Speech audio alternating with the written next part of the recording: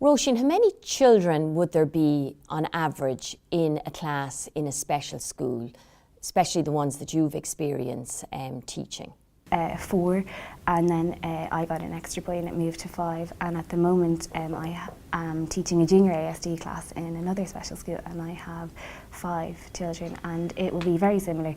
There would be discrete physical activity lessons throughout the day on their movement breaks, and then there would be obviously to cover the curriculum, and there'd be more deliberate kind of lessons that you'd plan out. So you were 3 years in Dublin? Yeah, and then this the year final you've moved year. back to... So yeah, I've moved back to home, and I suppose it's a massive learning opportunity for me because I came from an autism specific school in Dublin with very high complex needs, and now I'm back in Sligo, and it's a pan-disability school, so it's your intellectual disability, your autism, it's your physical, your sensory, your hearing and visual impaired all together, and just I'm learning from the other teachers where, you know, how to teach someone with a very severe to profound learning disability who has very little movement. How do you teach them physical education? And that was one of my questions when I started in the school, and the teacher gave a very powerful quote, and he said, well, you can dance with your eyes. So I thought that was really special. When he said it's all about the experience for them, we're covering the athletic strand at the moment, they're doing racing, so the SNAs are pushing them in the chair, but it's that interaction, that eye tracking, looking over at the chair, racing against them, are they going to get to the cone first? Do you know, things like catching a ball, tapping a balloon, getting that kind of movement, that mobility. So, Roisin, what toolbox did you think you had then to cope or to assist you to teach children with special educational needs on school placement?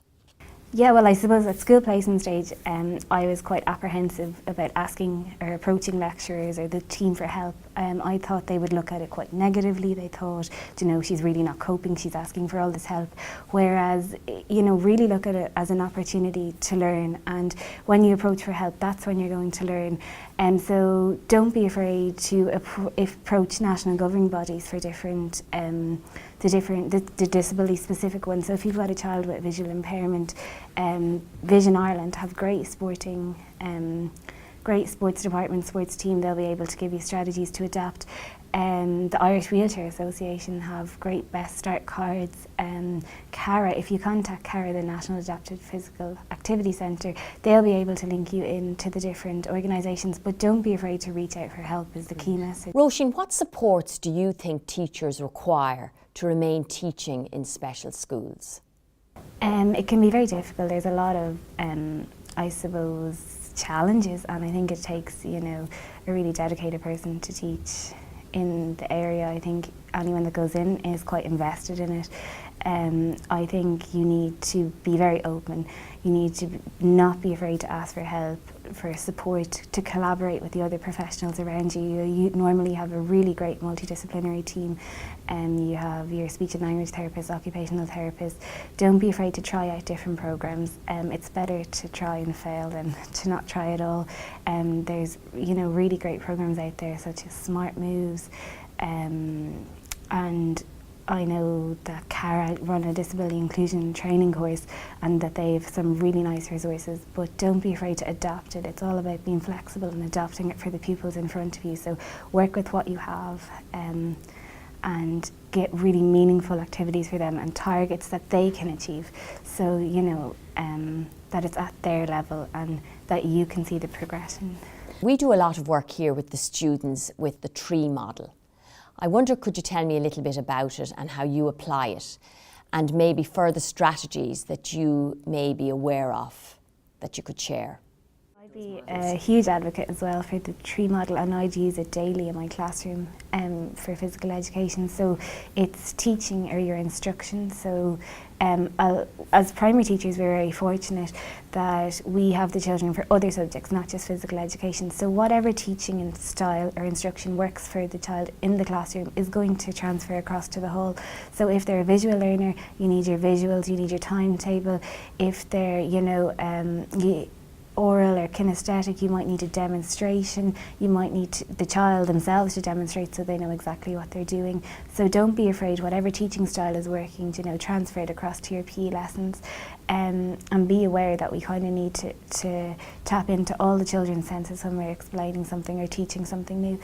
The rules, don't be afraid to adapt, you know, it's not rocket science, it's just to take the game or the task that you're outlining or that you're teaching, and to adapt the rules to suit, you know, whatever children you have in your class.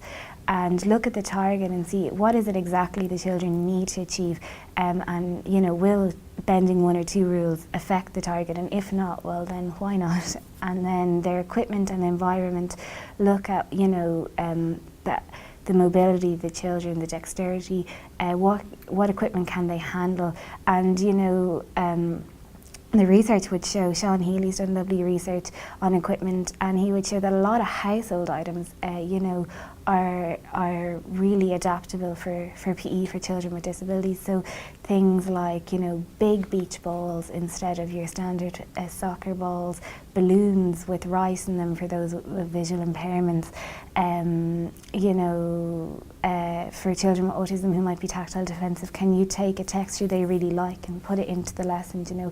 Can you put a box of sand at the end of the course that they need to run so they'll run faster to get to that box of sand? So Roisin, we've come to the conclusion of our interview.